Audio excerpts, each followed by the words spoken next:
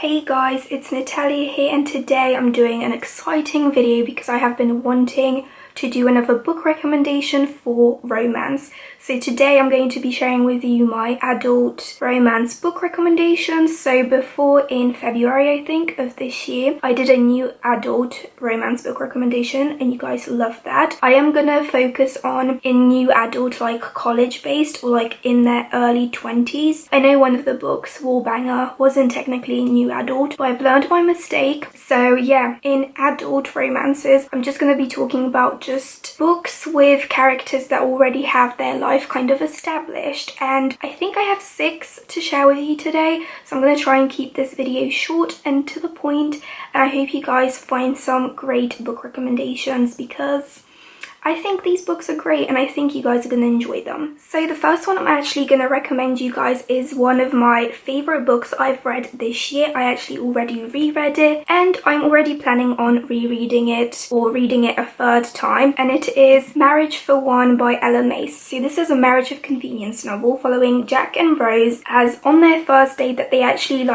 properly meet face to face. Jack proposes a marriage because it's going to be of convenience to Rose in her situation, and yeah, it goes on from there. It's a marriage of convenience novel. I love fake dating and marriage of convenience tropes because they are just always done so well in the books that I have read so far. I really love Jack and Rose and I love the feels this book gives me. Rose has always had the dream of opening her own coffee shop and Jack kind of helps her do that, and I love the scenes in the coffee shop. I love the baking scenes, I love coffee, I love the romance scenes. This book is just amazing. I have done a full review because I received an ARC of the book, so definitely check that out if you want to know more of my thoughts, but I highly recommend this novel to anyone who loves marriage of convenience, fake dating, slow burn romance, because damn is this a slow burn. It is quite a chunky romance book. You will fly through it as I did probably.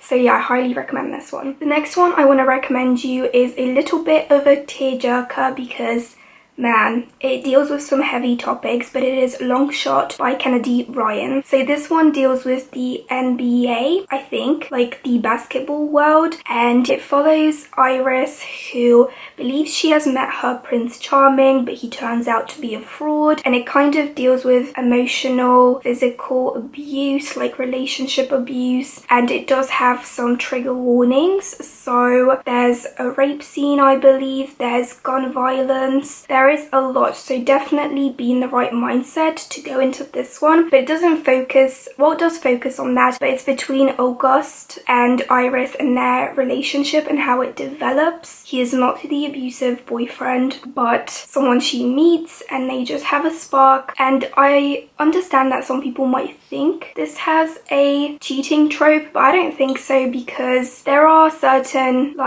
exceptions I have to that, because Iris is in an abusive relationship.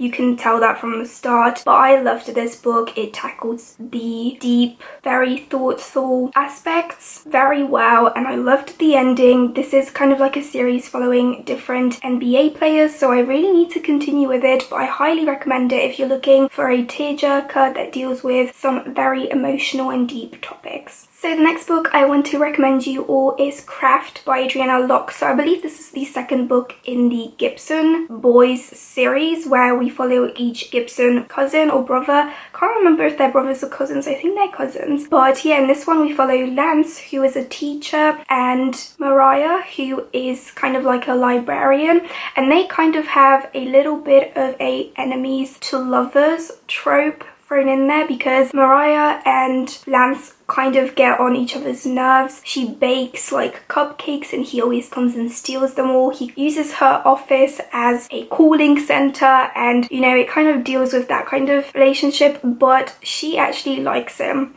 secretly. Well, it's not really a secret because she bakes cupcakes with his favorite peanut butter icing, I think. And yeah, it kind of deals with their relationship. I think it's an adorable romance and it made me fall in love with the Gibson Boys, so I really need to continue with these series again, but it's just, I don't know, I find it hard to continue with series, especially in adult romances, but this one is great if you're looking for a fun, contemporary, light-hearted romance. Then we have Wildcat by Max Monroe. So this one follows an NFL player who is very well known, like he's a celebrity basically. It follows Quinn's and Kat's relationship. They meet on an aeroplane because she is an air stewardess or like a flight attendant, and she has no idea who he is, and he likes that, so they just get to chatting. They end up like having their flight like cancelled or delayed, and they take like together accidentally like a 4-hour train trip to their destination, and